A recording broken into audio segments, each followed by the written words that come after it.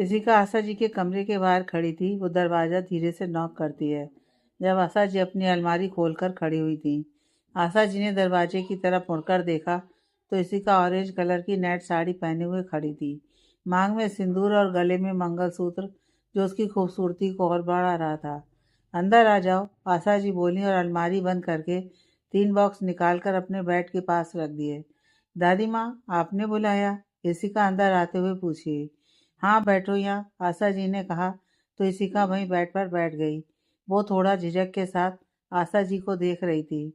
इशिका, हम आपसे कुछ बात करना चाहते हैं। आप जब इस घर में शादी करके आई तो हमने क्या, हमारे पूरे परिवार ने आपको नहीं अपनाया और ना ही आपकी शादी से जुड़ी आगे की कोई रस्में वगैरह हुई। इसलिए आज हम आपको सही मायनों में इस घर की बहू बनाना चाहते हैं, क्योंकि आपने खुद इस घर में अपनी वो जगह बनाई है जो इस घर की सभी बहुओं की होती है, और इसलिए आज हम आपकी मुंह दिखाई करना चाहते हैं।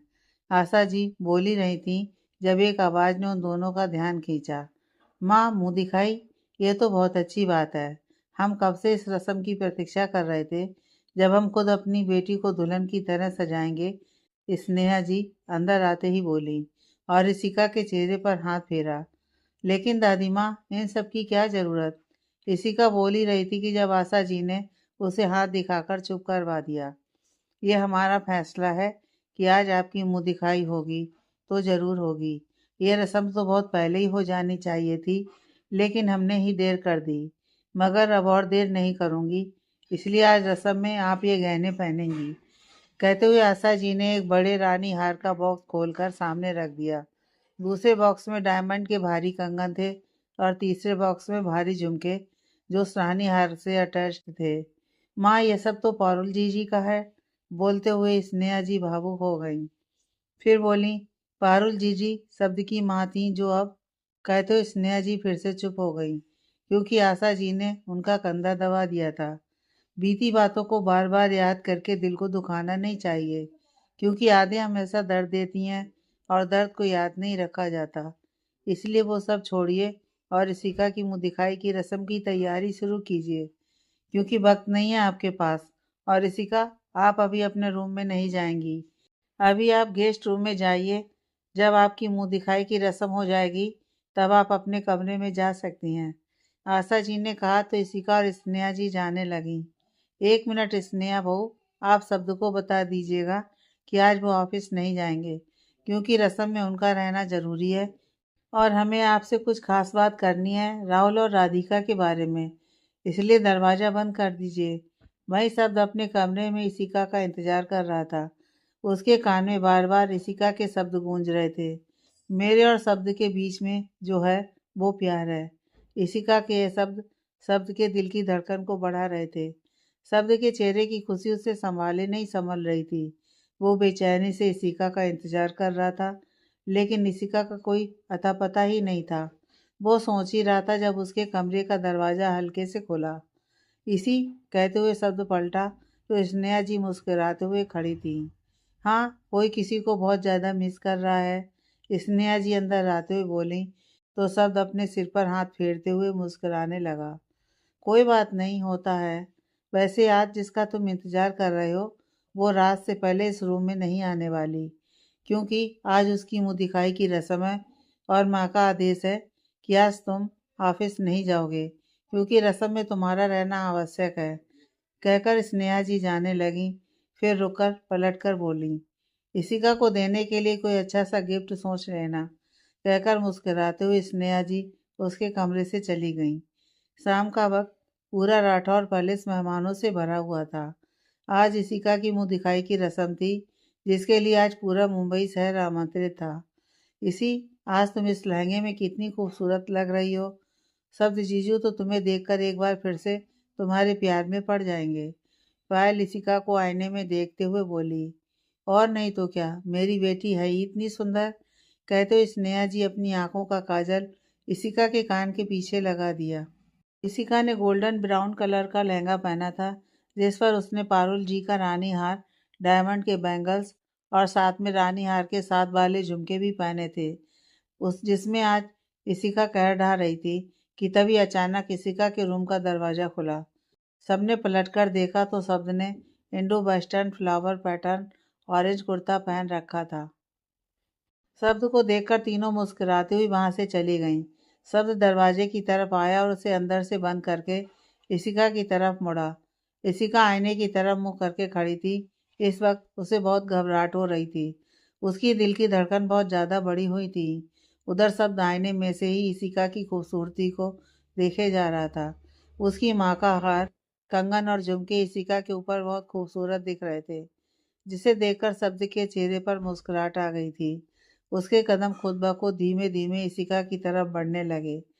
शब्द को अपनी तरफ आता देखकर इशिका खुद में ही सिमटती जा रही थी। शब्द इशिका के पीछे आकर खड़ा हुआ कि इशिका खुद में ही कहीं छुपने लगी। इशिका की नजरें अपने आप ही झुक गई थीं। वो शब्द को देखने के लिए अपनी नजरें तक नहीं उठा पा रही थी। इसी शब्द इशिका के कान में झुककर अपनी सेडेक्टिव वॉइस में बोला, जिसे सुन इशिका के अंदर सिहरन दौड़ गई। उसने अपनी पलकें उठाकर आईने में शब्द की तरफ देखा। शब्द भी आईने से ही इशिका की तरफ देख रहा था। दोनों की ही नजरें एक दूसरे पर टिकी हुई थी, मगर लफ्ज मौन थे। शब्द की उंगलियां अपने आप ही इशिका की बाह से होते हुए धीरे धीरे नीचे उसके हाथ की तरफ बढ़ने लगीं। शब्द का स्पर्श पाकर इशिका की आंखें बंद हो गईं। शब्द इशिका के और नजदीक बढ़ने को हुआ ही था कि इशिका पलटकर उससे दूर जाने लगी। वो इस वक्त शब्द से कहीं छिप जाना चाहती थी, लेकिन शब्द ने इशिका का हाथ पकड़कर उसे रोक लिया। इशिका की धड़कन और तेजी से दौड़ने लगी। शब्द ने एक झटके से इशिका को अपनी तरफ खींचा, जिससे इशिका के दोनों हाथ शब्द के सीने पर आ टिके। इशिका का चेहरा शब्द के सीने में छिप गया था। शब्द ने अपने हाथ इशिका की कमर के चारों ओर कस दिए थे। इशिका ने अपना चेहरा उठाकर शब्द के चेहरे की तरफ देखा, जिसे शब्द बड़े प्यार से निहार रहा था। इशिका के कुछ बाल इशिका के चेहरे पर आकर चिपक गए थे।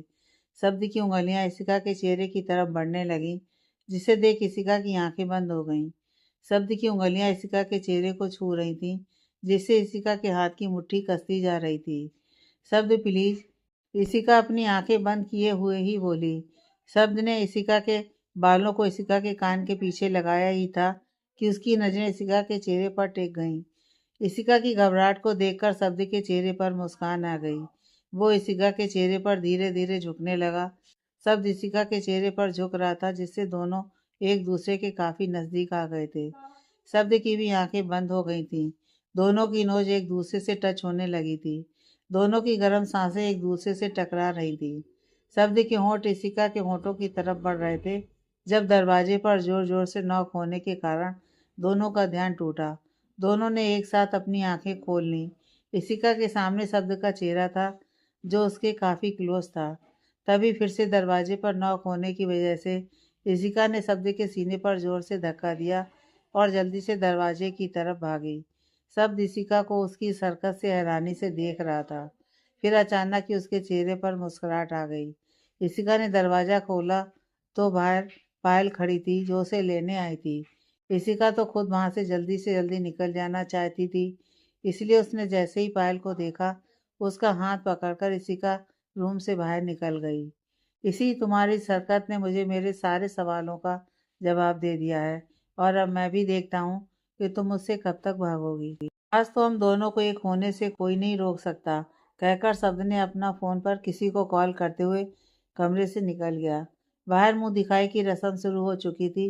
सभी लोग इशिका को उपहार देकर उसे ढेरों आशीर्वाद दे रहे थे। आशा जी ने इशिका को खानदानी कंगन दिया था। माया जी ने भी ना चाहते हुए उसे एक सफेद मोतियों वाला हार दिया था, और स्नेहा जी ने अपने आशीर्वाद के रूप में इशिका को अपना सबसे कीमती चीज, अपना प्यार भरा आशीर्वाद और एक डायमंड का सेट दिया था। सबके चले जाने के बाद इशिका को फिर से गेस्ट रूम में भेज दिया गया था, क्योंकि इस वक्त शब्द का रूम डेकोरेट किया जा रहा था। सभी नीचे हॉल में बैठे थे। आशा जी, जगवंत जी, माया जी, वीर जी और स्नेहा जी बैठे हुए थे। बाकी राधिका, राहुल और पायल शब्द का रूम डेकोरेट कर रहे थे। काया और रुद्राक्ष क्लब गए हुए थे। शब्द कामत के साथ में था। इशिका गेस्ट रूम में थी। हमने आज स्नेहा से बात की, आशा जी बोली। किस बारे में माँ? वीर जी ने आशा जी के चेहरे को देखते हुए पूछा। राहुल और राधिका के रिश्ते के बारे में, आशा जी स्नेहा की तरफ देखते हुए बोली। मगर माँ उसकी ज़रूरत ही क्या है? हम राधिका की शादी राहुल से, ये सही नहीं है। माया जी बीच में बोलीं। हमने आपसे आपकी राय नहीं मांगी माया, और वैसे भी आपकी जो हरकतें सामने आई हैं उसके बाद भी आप हमारे बीच हमारे साथ में बैठी हैं, वही बहुत है आपके लिए, वरना आप तो इस घर से बाहर नजर आती। आशा जी माया जी की तरफ गुस्से से देखते हुए बोली तो माया जी की नजरें झुक गईं। उनका चेहरा अपमान के गुस्से से तन गया। हमने सोचा है कि हम अगले हफ्ते ही राधिका और राहुल की सगाई कर अगले महीने उन दोनों की शादी करवा देंगे। वीर, आप इस बारे में कुछ कहना चाहते हैं? आशा जी ने पूछा। नहीं माँ, हमें भी राहुल पसंद है। हमें हमारी राधिका के लिए राहुल से बेहतर लड़का नहीं मिल सकता। वीर जी बोले तो स्नेहा जी मुस्कुरा दी। वही शब्द कामत के साथ ऊपर टेरेस पर था। वो इस वक्त इसिका के लिए कुछ प्लान कर रहा था। सबने टेरेस पर काफी अच्छा सजाया हुआ था। स्विमिंग पूल के पास एक राउंड टेबल, जिस पर उसने गुलाब, कैंडल्स और बैलून उस पूरे राउंड टेबल को सजाया हुआ था। पूरे स्विमिंग पूल के आसपास भी रोज पेटल्स और बैलून बिखरे हुए थे। वहीं टेबल के आसपास एक राउंड शेप में गद्दा बिछा हुआ था, जिसके चारों तरफ सफेद कार्टन से उसे एक टेंट का रूप दिया गया था। उस बेड के चारों तरफ भी रोज पेटल्स और बैलून बिखरे हुए थे। स्विमिंग पूल के पानी के ऊपर रोज पेटल से आई लव यू लिखा गया था, और नीचे इसिका का दिया हुआ नाम सब्दिका भी लिखा हुआ था। काम पूरा होते ही शब्द ने कामत के फ़ोन से इसिका को मैसेज किया। इसिका मैम, आप जल्दी से ऊपर टेरेस पर आ जाइए। शब्द सर को बहुत चोट आ गई है। लिखकर शब्द ने फ़ोन कामत को देकर उसे जाने का इशारा कर इसिका का इंतजार करने लगा। उधर इसिका बाथरूम से बाहर आई। उसने इस वक्त पिंक कलर का सूट पहना हुआ था। उसने अपने बालों को खुला छोड़ा हुआ था। तब वो टॉवल से अपना फेस पोंछ रही थी जब उसे अपने फ़ोन में मैसेज की बीप सुनाई पड़ी। इसिका ने अपना फ़ोन उठाकर देखा तो मैसेज पढ़कर उसके हाथ से उसका फ़ोन छूटकर नीचे गिर गया। उसे शब्द की चिंता सताने लगी। वो टेरेस की तरफ भागी। उधर शब्द इसिका के आने का बेसब्री से इंतजार कर रहा था। सारी डेकोरेशन को देखते हुए उसके चेहरे पर मुस्कुराहट तैर गई। वो अचानक से ही बोला, बस कुछ पल और, फिर मेरी इसी आज मेरी बाहों में होगी। I am waiting my dear इसी। 3, 2, 1। और फिर पूरे टेरेस की लाइट ऑफ हो गई। ठीक उसी वक्त टेरेस का दरवाजा खुला जब इसिका शब्द का नाम लेते हुए आई। शब्द, शब्द, शब्द, आप ठीक हो? शब्द, शब्द। तभी इसिका को अपने आसपास कुछ महसूस हुआ। आसपास काफी अंधेरा था। इसिका को यह सब देख उसके मन में बुरे बुरे विचार आने लगे। उसे शब्द की चिंता सता रही थी। वो रोने वाली ही थी कि तभी अचानक से पूरे टेरेस पर रोशनी हो गई। सामने शब्द अपने पैंट के दोनों जेब में हाथ डाले खड़ा मुस्कुरा रहा था। लाइट के जलते ही इसिका ने अपने आसपास देखा तो आसपास की डेकोरेशन देख वो चौंक गई। फिर उसकी नजरें शब्द के मुस्कुराते चेहरे पर पड़ी। शब्द को ठीक देखकर उसके चेहरे पर भी मुस्कुराहट आ गई। तभी आसमान में पटाखों की आवाज़ से इसिका ने सिर उठाकर ऊपर देखा, जिस पर पटाखों के जलने से उस पर आई लव यू लिखा आ रहा था, और फिर शब्दिका भी लिखकर आने लगा। सब इसिका की तरफ बढ़ा और इसिका का हाथ पकड़कर उस राउंड टेबल के पास लेकर आया।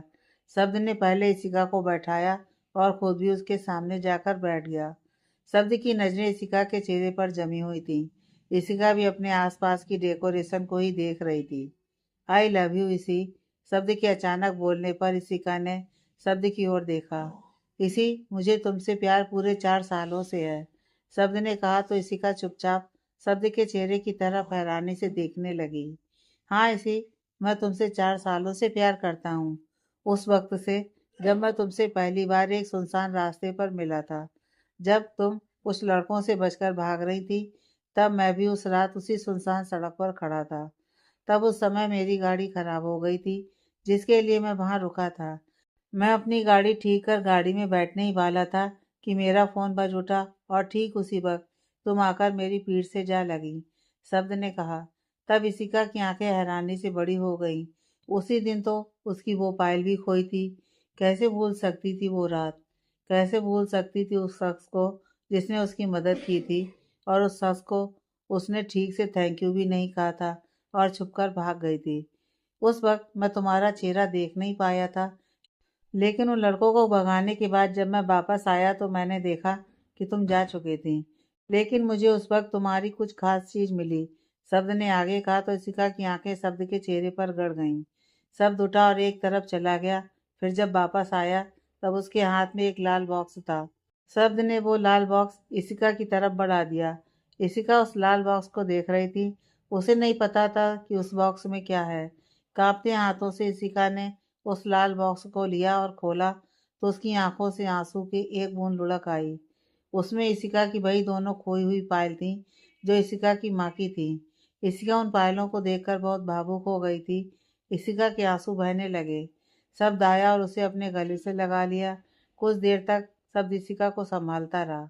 ये मेरी माँ की आखिरी निशानी है, जिसे मैंने 2 बार खो दिया था। मैं 10 साल की थी जब मुझे पता चला कि मेरी माँ सगी माँ नहीं थी। उन्होंने मुझे जन्म नहीं दिया था।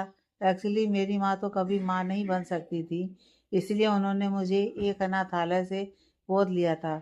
लेकिन मेरी असली माँ ना होते हुए भी उन्होंने मुझे कभी पराया नहीं समझा, हमेशा अपने सीने से लगा कर रखा। मुझे तो आज तक ये भी नहीं पता कि मेरी असली माँ ने मुझे अनाथालय क्यों छोड़ा। क्या मैं उनके किसी पाप का? इशिका बोल ही रही थी कि शब्द ने इशिका के होंठ पर अपने होंठ रख दिए और डीपली किस करने लगा। इशिका की भी आंखें बंद हो गईं। दोनों उस किस में बहते जा रहे थे। 10 मिनट बाद शब्द अलग हुआ तो बोला, दोबारा ये सब तुम्हारी जुबान पर नहीं आना चाहिए इसी, वरना मैं बर्दाश्त नहीं कर पाऊंगा। फिलहाल चलो डिनर करते हैं, मुझे बहुत भूख लगी है। कहकर शब्द उठा और वापस अपनी जगह पर बैठ गया। शब्द टेबल पर रखी 2-3 ग्लासेस को हटाया तो उसमें सब कुछ इशिका की पसंद की डिशेस रखी थी, जिसमें एक में पानी पूरी, एक में पापड़ी चाट और एक में दही भल्ले और दूसरे ग्लास में खीर पूरी जो कभी इशिका की माँ इशिका के लिए उसके बर्थडे पर बनाती थी। सब कुछ देख इशिका और भी भावुक होती जा रही थी। इशिका के पास शब्द ही नहीं बचे थे कुछ भी कहने के लिए। शब्द ये सब पायल ने बताया था मुझे, शब्द ने कहा तो इशिका अपनी जगह से उठी और शब्द के गले लगकर खुशी से बोली, शब्द आज मैं बहुत बहुत बहुत खुश हूँ। मुझे नहीं पता कि मैं इस समय क्या फील कर रही हूँ, पर सब कुछ बहुत अच्छा लग रहा है। आई लव यू सब, I love you so so so much. अचानक से इशिका ने जो कुछ भी भावुकता में कहा उसे सुन शब्द चौंक गया था। आई लव यू सब, आई लव यू। इशिका के दोबारा कहने से शब्द के चेहरे पर मुस्कुराहट आ गई। उसके भी हाथ इशिका के इर्द गिर्द कस गए थे। डिनर करने के बाद शब्द ने इशिका को अपनी गोद में उठाया और उसे उठाकर उसी टेंट के राउंड से वाले गद्दे पर जाकर उसे धीरे से लेटाया और फिर खुद भी इशिका के ऊपर आकर लेट गया। इस वक्त इशिका शब्द के नीचे थी। इशिका और शब्द दोनों की नजरें एक दूसरे पर ही टिकी थीं। शब्द आप, इशिका बोल ही रही थी कि शब्द ने उसके होंठों पर उंगली रख उसे चुप करा दिया। इशिका की धड़कन बहुत तेज गति से ऊपर नीचे हो रही थी। उसकी मुट्ठी अपनी चादर पर कस गई थी, लेकिन शब्द की नजरें धीरे धीरे इशिका के चेहरे से होते हुए उसके होंठों पर चली जाती हैं, जिसे देख उसे अपना गला कुछ सूखा सूखा सा लगता है। सॉरी सी, मगर आज मैं कंट्रोल नहीं कर पाऊंगा, कहते हुए शब्द ने अपनी आंखें बंद कर इशिका के होंठों पर अपने होंठ रख दिए और उसे पैशनेटली किस करने लगा। इशिका पहले तो फ्रीज हो गई, लेकिन फिर उसके हाथ भी शब्द के कंधे और बालों में चले गए। इशिका के हाथ शब्द के बाल में चल रहे थे और दूसरा हाथ शब्द के कंधे को सहला रहे थे। अब इशिका भी शब्द का पूरा साथ दे रही थी। लगभग 20 मिनट बाद जब दोनों की सांस उखड़ने लगी, तब शब्द ने उसके होंठों को छोड़ा और अपना सिर इशिका के सिर से टिका दिया और गहरी सांसें लेने लगा।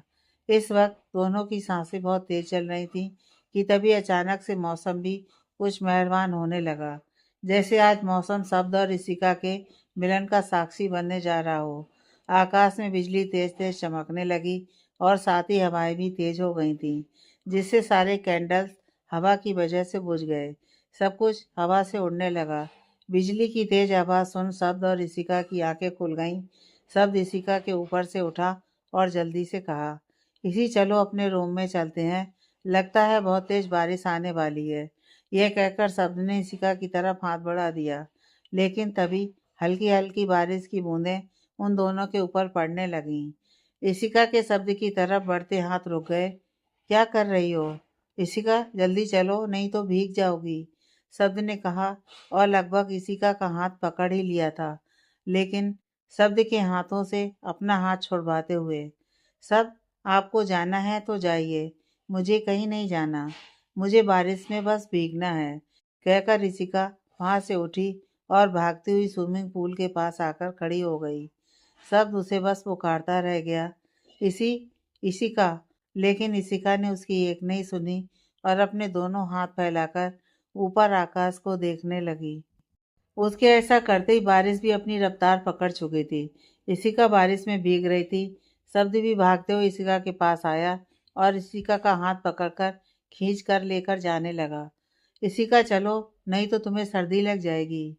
नहीं, मुझे नहीं जाना, आपको जाना है तो जाइए, कहकर इशिका ने हाथ छुड़ाया ही था कि उसका स्विमिंग पूल के पास फैले पानी पर इशिका का पैर फिसला, जिससे इशिका का बैलेंस बिगड़ा और गिरने को हुई।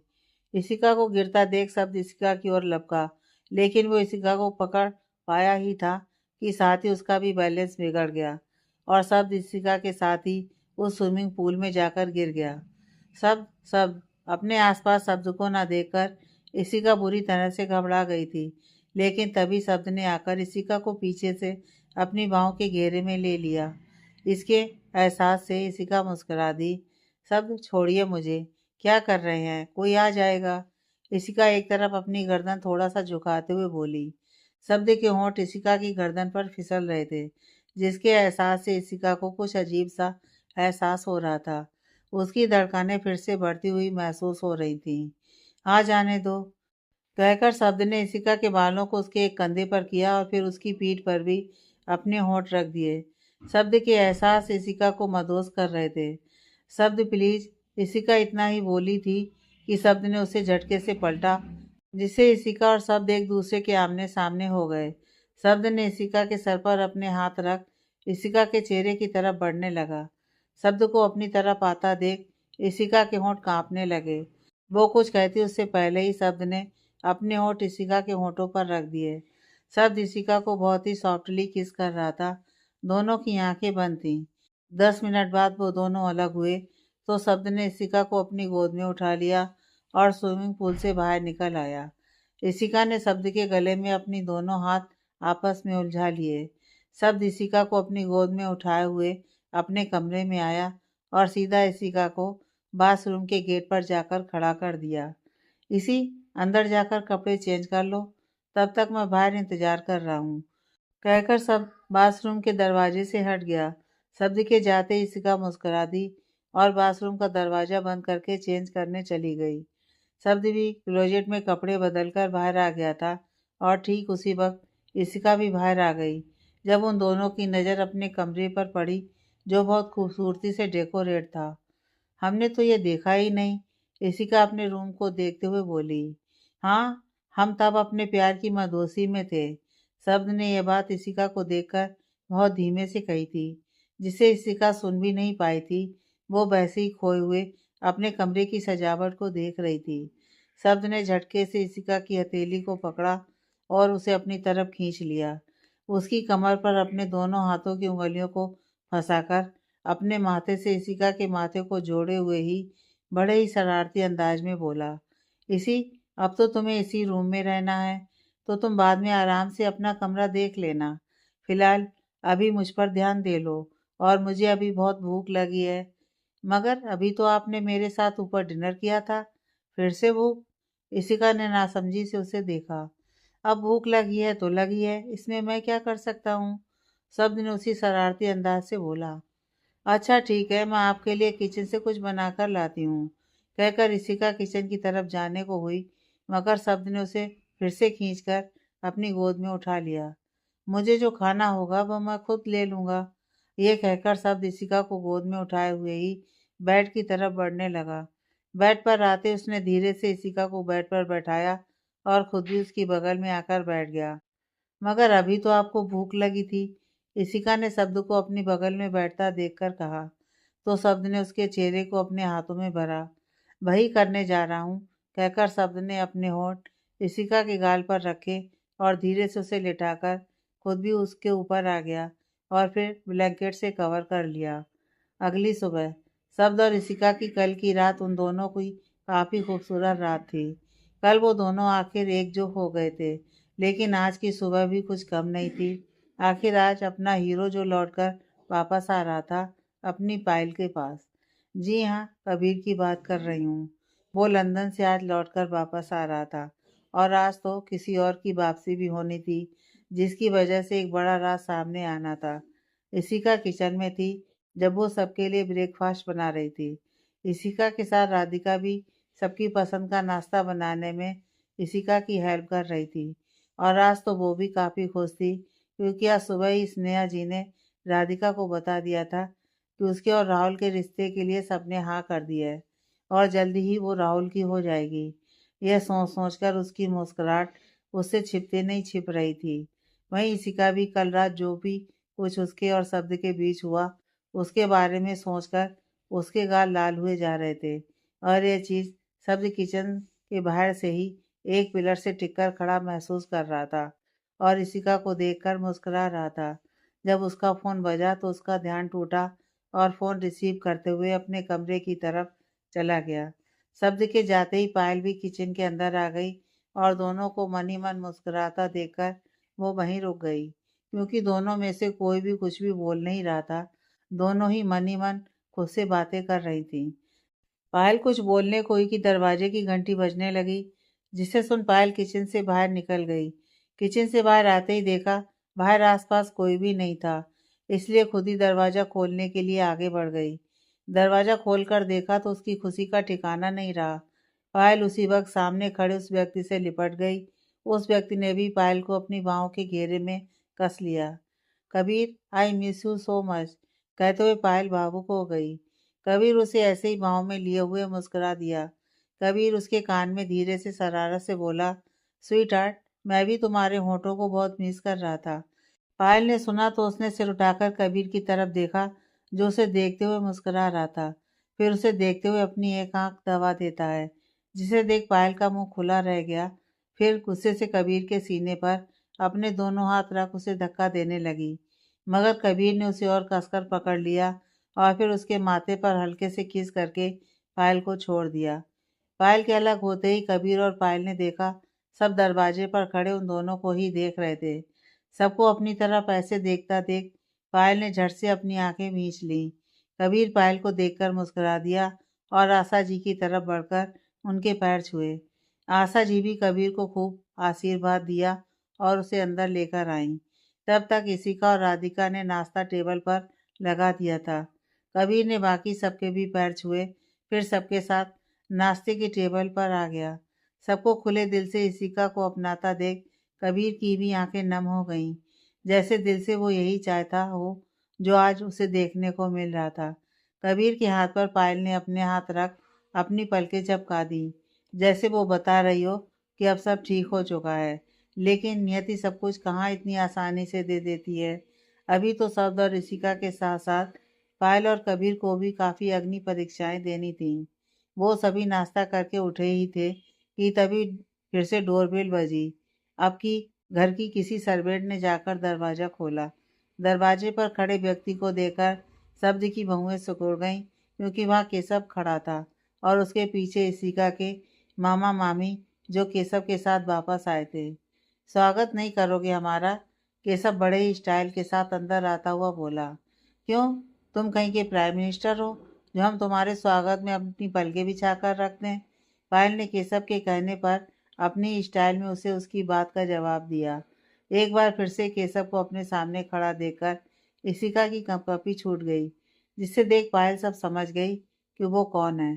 केशव ने पायल की तरफ देखा तो बस उसे भी अपनी उसी गंदी नज़रों से देखने लगा, जिससे पहले वो कभी इशिका को देखा करता था।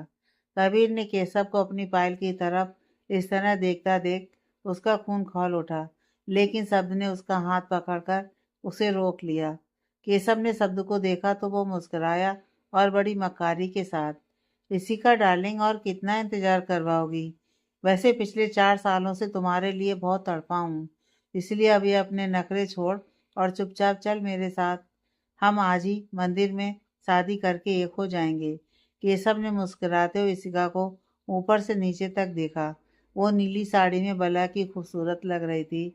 सब ने उसे अपनी इशिका की तरफ देखते देखा और कहे शब्द सुन उसकी हाथ की मुट्ठियां कस गईं, मगर वो खामोश रहा। केशव आगे बढ़ा। उसके पीछे राजेश जी, जो कि इशिका के मामा थे, और गीता, जो कि इशिका की मामी थी, वो भी केशव के साथ आकर खड़े हुए। लेकिन उन्हें डर था कि बाजी कहीं उनके हाथ में आने की बजाय पलट ना जाए। इशिका डार्लिंग, क्या सोच रही हो? आओ चलो मेरे साथ, केशव उसे देखते हुए बोला। तो सबकी नजरें इशिका और शब्द पर चली गईं। खुद इशिका भी शब्द की तरफ देख रही थी, मगर उसे रिएक्ट न करता देख वो मायूस हो गई। पायल ने भी शब्द की तरफ देखा, लेकिन शब्द को कुछ न बोलता देख उसे शब्द पर बहुत गुस्सा आ रहा था। लेकिन कबीर शब्द की बात समझ गया था। उसे रोकने का अभिप्राय अब उसे समझ आ चुका था, और शब्द की चुप्पी इशिका को मजबूत बनाने की पहली सीढ़ी थी। आज इशिका को खुद अपने लिए स्टैंड लेना था। पायल आगे बढ़ने को हुई, मगर कबीर ने उसे इशारे से हाथ पकड़कर रोक लिया। किसी को भी कुछ न करता देख इशिका आगे बढ़ी। वो सिर नीचे किए हुए ही थी। केशव भी बहुत खुश हुआ ये देखकर कि इशिका उसकी बात मान चुकी है। राजेश और गीता जी की भी आंखें खुशी से चमक उठी। वहीं सबकी नजरें हैरानी से बढ़ती इशिका की ओर ही थी। इशिका केशव के सामने पहुंची और खड़ी हो गई। वो अब भी सिर झुकाए खड़ी थी।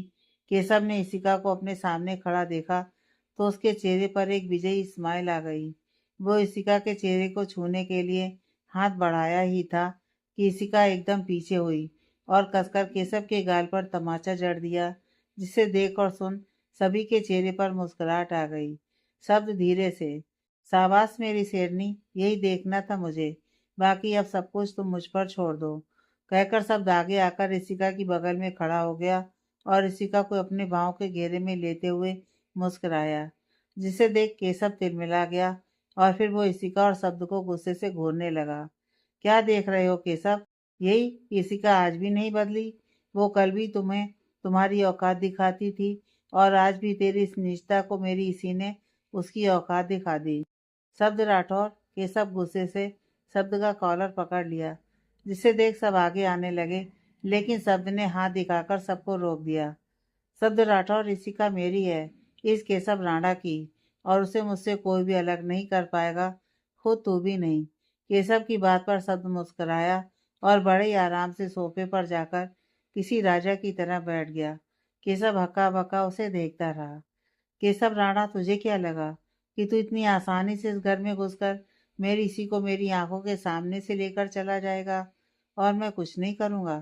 तुम्हारे आने की खबर तो मुझे पहले ही लग गई थी, लेकिन मैंने तुम्हें आसानी से इस घर के अंदर आने दिया। तुम्हें बाहर कोई गार्ड तो नहीं दिखा होगा ना? कैसे दिखते? उन्हें मैंने जो वहां से हटाया था, वरना तू तो क्या, तेरी एक उंगली भी इस घर के अंदर नहीं आ सकती थी। शब्द आराम से बोला, लेकिन केशव उसकी बात पर खड़ा सोचता रहा। केशव सोच ही रहा था जब उसकी नज़र पायल के साथ खड़े कबीर पर पड़ी। उसे देख वो सोच में पड़ गया। उसे कबीर कहीं देखा देखा सा लग रहा था, मगर कहाँ, उसे ये याद नहीं आ रहा था। केशव, अब भलाई इसी में है कि तुम मेरी इसी का पीछा छोड़ो और यहाँ से दफा हो जाओ, वरना अगली बार मेरी इसी तुम्हें सिर्फ थप्पड़ नहीं मारेगी, तुम्हें खुद अपने हाथों से मौत देगी। शब्द ने फिर कहा, नहीं, आज मैं इशिका को अपने साथ लेकर जाऊंगा, वो आज मेरी बनकर रहेगी। केशव बोला तो राजेश और गीता दोनों आगे आए और उसे कहा, केशव वापस चल, इशिका को छोड़। नहीं, मैं इशिका को लेकर ही जाऊंगा, केशव ने कहा तो राजेश जी और गीता उसे खींचकर बाहर ले गए। बाहर आकर केशव बहुत गुस्से में था। आज उसे अपनी हार दिखी थी। आज इशिका उसके सामने थी, लेकिन वो उसे अपने साथ उसे लेकर नहीं आ पाया था, जिसका उसे बहुत गुस्सा था। वहीं राजेश और गीता के मन में कुछ और ही बात चल रही थी। शब्द ने केशव को इतनी आसानी से जाने कैसे दिया? तभी राजेश जी के दिमाग में कुछ कौंधा। वो केशव की ओर मुड़े। केशव, मेरी बात सुनो। राजेश जी बोले। नहीं, मुझे कुछ नहीं सुनना, मुझे बस इशिका चाहिए, वो भी आज ही, केशव गुस्से से बोला। केशव, पहले मेरी बात सुनो, राजेश जी ने उसका चेहरा अपने सामने करते हुए कहा। तो केशव शांत होकर राजेश जी की तरफ देखने लगा। केशव, तुमने कभी हमें बताया था कि तुम्हारे पास इशिका का कोई खास राज है जो हमारे फेवर में जा सकता है? राजेश जी ने उसे याद दिलाया तो केशव सोच में पड़ गया। फिर कुछ याद आते ही उसकी आंखें चमक उठी। वो बोला, हाँ जीजा जी, अच्छा याद दिलाया, एक बहुत ही खास इन्फॉर्मेशन है मेरे पास, जिससे कि इसिका खुद मेरे पास आएगी और मेरी बाहों में होगी। फिर उसे कबीर का चेहरा याद आया, जिसे सोचकर वो बोला, जीजा जी, पहले मुझे एक जगह जाना है। कोई बात है जो मुझे कन्फर्म करनी है। केशव एक चाइल्ड होम केयर करके जो अनाथालय था उसके बाहर खड़ा हुआ था। केशव उस अनाथालय को देखकर मुस्कुराया, जहाँ कुछ छोटे छोटे बच्चे खेल रहे थे।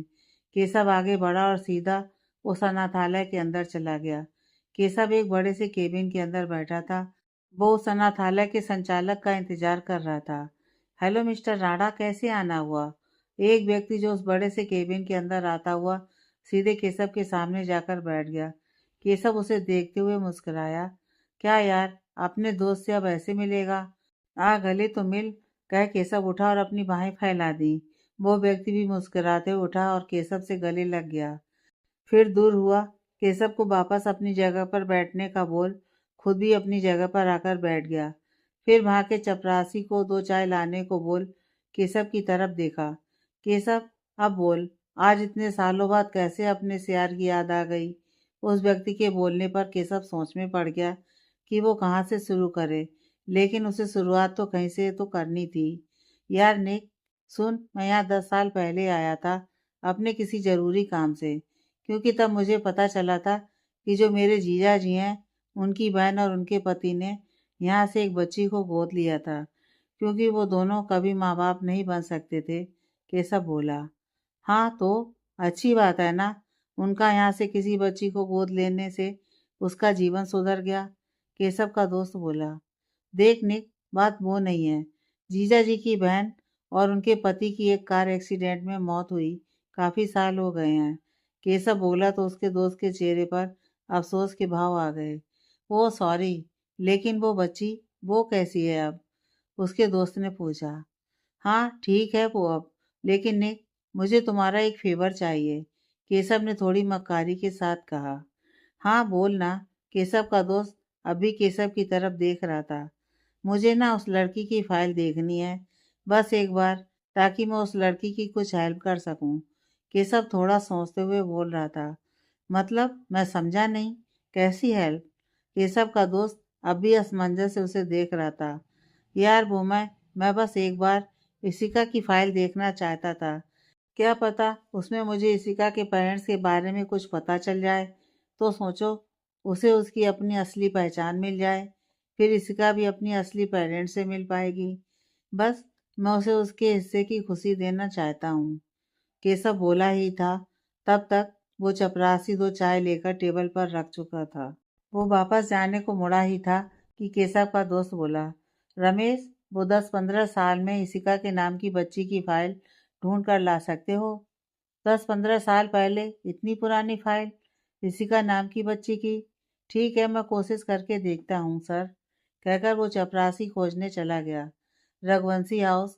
कबीर पायल के साथ वापस अपने घर आ गया था। कबीर पायल के साथ घर के अंदर आया ही था कि उसे यामिनी जी के साथ अनुश्री बैठी दिखी। यह लोग अब तक इस घर में हैं। पायल ने यह बात अनुश्री को देखकर धीरे से कही थी, जिसे सुन कबीर मुस्कुरा दिया था। कबीर, आ गए तुम? मैं कब से तुम्हारा वेट कर रही थी।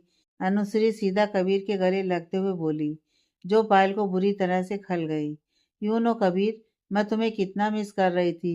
ये कहते हुए अनुश्री पायल को मुस्कुराते हुए देख रही थी, लेकिन पायल तो गुस्से से जली भुनी जा रही थी। कबीर बस पायल के एक्सप्रेशन देख रहा था। तभी आयुष भी वहां आ गया। उसने पायल को देखा तो देखता रह गया। आज उसने पायल को कितने दिनों बाद देख रहा था। पायल की खूबसूरती उसे पागल बनाने को तैयार थी। उस पर पायल का गुस्सा उसे और भी ज्यादा खूबसूरत बना रहा था। हेलो पायल, तुम आ गई? आयुष ने उसकी तरफ बढ़ते हुए पूछा, लेकिन पायल का पूरा ध्यान कबीर और अनुश्री पर था, इसलिए वो बिना कुछ बोले गुस्से से अपने कमरे की तरफ चली गई। कबीर ने देखा तो मन में, उफ, अब तो पायल को मनाना पड़ेगा, वरना यह पायल मेरी जान ही ले लेगी। कबीर सोच ही रहा था जब अनुश्री ने आगे बढ़कर उसके गाल पर किस कर लिया, जिसे देख कबीर ने झटके से अनुश्री को धक्का दिया और गुस्से से, अनुश्री, यह जो तुमने किया है, यह तुम्हारी पहली और आखिरी गलती थी। दोबारा अगर तुम मेरे आसपास भी भटकी ना, तो मैं तुम्हारी जान ले लूंगा, कहकर कबीर भी अपने कमरे की तरफ चला गया। जमीन पर गिरी अनुश्री बस ऊपर जाते हुए कबीर को गुस्से से देख रही थी।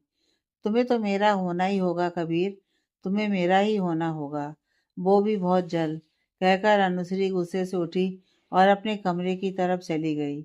आयुष और यामिनी जी उसे बस जाते हुए देखते रहे। अनाथालय केशव के सामने इशिका की फाइल थी। वो कोई 20 साल पुरानी फाइल थी, जिसमें इशिका 1 महीने की थी। जब वो इस अनाथालय के अंदर लाई गई थी, उसे इस अनाथालय में लाने वाली एक औरत थी। और फिर इशिका के 3 साल पूरे होने पर उसे एक कपल ने गोद ले लिया था। केशव उस औरत का नाम पढ़ रहा था, हालांकि वो पेपर में लिखा इंक अब काफ़ी हद तक धुंधला पड़ चुका था, लेकिन उसे हल्का फुल्का पढ़ा जा सकता था। उस औरत का नाम था कुमुद सिंह। उसमें कुमुद सिंह की फ़ोटो भी लगी थी। केशव ने उस फ़ोटो को गौर से देखा। भले ही वो फ़ोटो भी काफ़ी हद तक ख़राब हो चुकी थी, लेकिन उस फ़ोटो की तभी पहचान की जा सकती थी। केशव ने कुमुद की 1-2 फ़ोटो अपने फ़ोन में ले ली और फिर उस औरत के बारे में या इशिका के बारे में कुछ और पता लगाने के लिए वो फाइल देखने लगा। इशिका के पिता के नाम की जगह खाली थी, लेकिन ये कुमुद रघुवंशी की खोज कहाँ से शुरू करें, यह सोच रहा था, क्योंकि उस फाइल में इशिका की माँ के नाम व फोटो के अलावा और कुछ भी नहीं था। क्या हुआ, कुछ मिला तुमको? केशव के दोस्त ने पूछा। नहीं, बस इशिका की माँ का असली नाम व फोटो के अलावा कुछ भी नहीं है। केशव थोड़ा उदास होते हुए बोला। अरे तू दिल छोटा ना कर। मेरे चाचा 17 साल पहले इस चाइल्ड होम केयर के केयर टेकर थे। वो ही इस अनाथालय को तब संभालते थे। हो सकता है मेरे चाचा इशिका की माँ के बारे में जानते हों या उनसे मिले हों। वैसे तू सही वक्त पर आया है। चाचा जी इस समय मेरे साथ में ही हैं, वरना अगले हफ्ते वो अपने बेटे से मिलने अमेरिका मिलने जाने वाले थे। केशव के दोस्त ने कहा तो केशव की आंखें चमक गईं। अरे यार, तब तू यहाँ क्यों बैठा है? मुझे अभी तेरे चाचा से मिलना है, कहकर केशव खड़ा हुआ और तुरंत अपने दोस्त के साथ उसके चाचा से मिलने निकल गया। कुछ देर में वो तीनों आमने सामने बैठे थे। केशव के दोस्त के चाचा कुमुद की फोटो देखकर किसी सोच में गुम थे। वो कपकपाती आवाज में धीरे से बोले, कुमुद मेरे दोस्त की बेटी थी, बहुत ही होनहार और प्यारी बच्ची थी, हमेशा हर चीज में अव्वल आती। एक बार कुमुद की दोस्ती सूरज कुमार से हो गई। सूरज एक गरीब परिवार का लड़का था, लेकिन पढ़ाई में मेधावी था और साथ ही बहुत मेहनती। तभी कुमुद की नज़र सूरज पर पड़ी। सूरज भी कुमुद के साथ उसी कॉलेज में पढ़ता था, लेकिन बस उससे मतलब था अपनी पढ़ाई से। उसने अपने स्कॉलरशिप के बल पर कुमुद के बड़े कॉलेज में एडमिशन लिया था।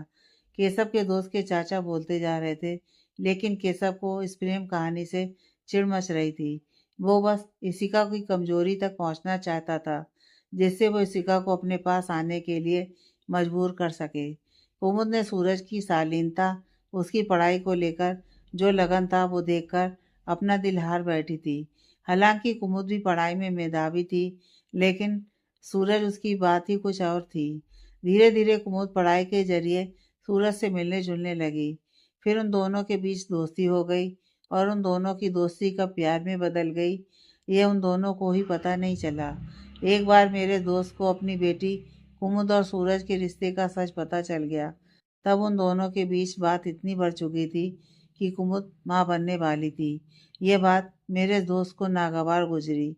वो किसी भी हालत में कुमुद का बच्चा गिरवा देना चाहते थे, लेकिन कुमुद भी जिद पर अड़ गई थी कि वो इस बच्ची को मरने नहीं देगी। तब मेरे दोस्त ने कुमुद के सामने एक शर्त रखी कि उसे सूरज को भूलना होगा और जिससे उसके पिता उसकी शादी करने को कहेंगे, उससे कुमुद को बिना किसी आवाज़ के चुपचाप शादी करनी होगी और इस बच्चे को जन्म देने के बाद ही इसे किसी अनाथालय में फेंक आएगी, तभी ये बच्चा जन्म ले सकता है। तब कुमुद को अपने पिता की शर्त माननी पड़ी। उसने सूरज से सारे रिश्ते खत्म कर लिए, जिसके चलते सूरज ने खुदकुशी कर ली। उस दिन के बाद कुमुद पूरी तरह से टूट गई। कुमुद का 8वां महीना चल रहा था। तब तक मेरे दोस्त ने कुमुद का रिश्ता मिस्टर देवेश रघुवंशी के बेटे विशाल रघुवंशी के साथ तय कर दिया। फिर कुमुद को अपनी दूर के रिश्तेदार के यहाँ डिलीवरी तक के लिए भेज दिया।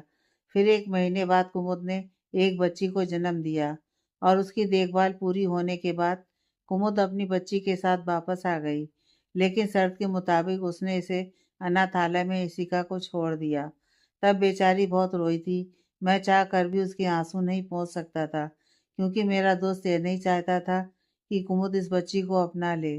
इस बच्ची का नाम कुमुद ने ही रखा था। यह उसकी इच्छा थी, जिसे मेरे दोस्त ने ना चाहते हुए भी पूरा किया। फिर इशिका को देने के बाद मेरे दोस्त ने कुमुद की शादी हफ्ते भर में ही विशाल रघुवंशी से कर दी। विशाल रघुवंशी का नाम सुन केशव के दिमाग में कबीर रघुवंशी का चेहरा घूम गया, क्योंकि कबीर रघुवंशी विशाल रघुवंशी और कुमुद रघुवंशी का बेटा है। इसका मतलब है कि यह सोचकर केशव की आंखें चमक उठी। वो उठा और अपने दोस्त के गले लग गया और बोला, यार निक, थैंक्स, मगर अभी मैं चलता हूँ। फिर टाइम मिले तो आराम से मिलूंगा। कहकर उसने इशिका की इन्फॉर्मेशन ली और वहां से निकल